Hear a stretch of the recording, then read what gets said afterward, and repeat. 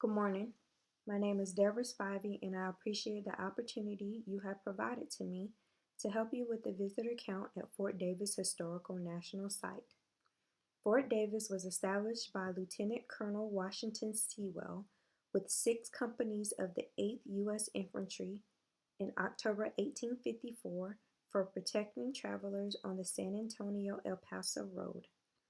Fort Davis was named in honor of the then Secretary of War, Jefferson Davis. It was abandoned by federal troops in April 1861, reoccupied in 1867. Troops from the post helped bring about the peaceful settlement and development of the region. Fort Davis was deactivated in 1891. Today, Fort Davis is considered one of the best remaining examples of a frontier military post in the American Southwest. Fort Davis is unique in that it has several attractions surrounding it. For example, Cannonball Fort Davis, Davis Mountains, McDonald Observatory, Chihuahua Desert Nature Center, and Botanical Gardens, and the Nature Conservancy. The Fort Davis Historical National Site study is a result of the National Park Service mission. Their mission is protecting and enhancing America's national park systems for present and future generations.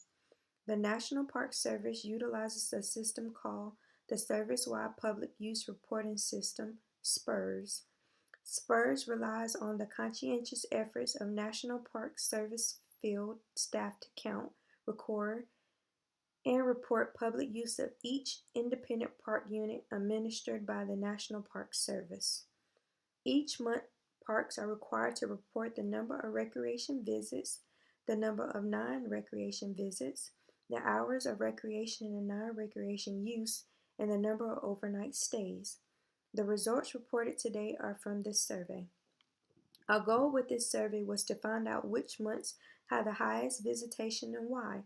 The survey utilized was developed to be taken by visitors on site, but not intended to take up much of the visitors' time. The survey consisted of demographics of individuals visiting the park, for example, the number of individuals in the vehicle, how many were children, and the type of vehicle they were driving. It also consisted of questions relating to their visit, what they liked most about their visit to Fort Davis, and what they liked least about their visit to Fort Davis. Also, they were asked to rate their visit to Fort Davis based on a Likert-type scale from excellent to very poor.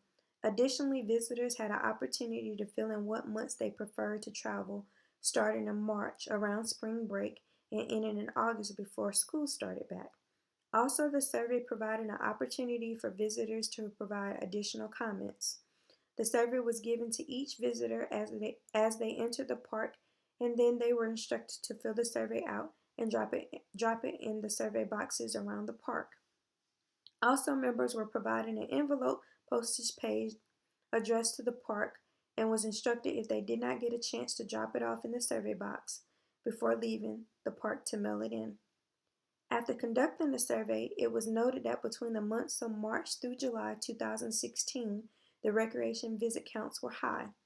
The visit counts ranged from 4,000 to 11,000.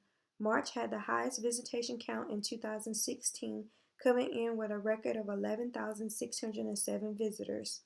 Additionally, the visitation count increased from 2015 to 2016. In 2015, there was a total of 55,955 recreation visitor counts, and in 2016, there was a total of 61,823 visitor counts. The total increased by 5,868. Even though the numbers have increased from year to year, the annual visitor count could be higher. There were several factors that caused the visitor count to decrease in 2015 and 2016. Based on the monthly visitation comments in 2015, the retreat parade recording was broke, which resulted in a decrease of retreat visitors. Also in 2016, the monthly visitation comments indicated they had no barracks numbers because the squad room was closed due to a moth infestation treatment. In addition to the squad room being closed, the barracks was closed as well due to the moth infestation, and there were less retreat programs played due to roof construction. A hard copy of all results have been provided to all the park staff. Should you have any additional questions, please do not hesitate to ask. Thank you.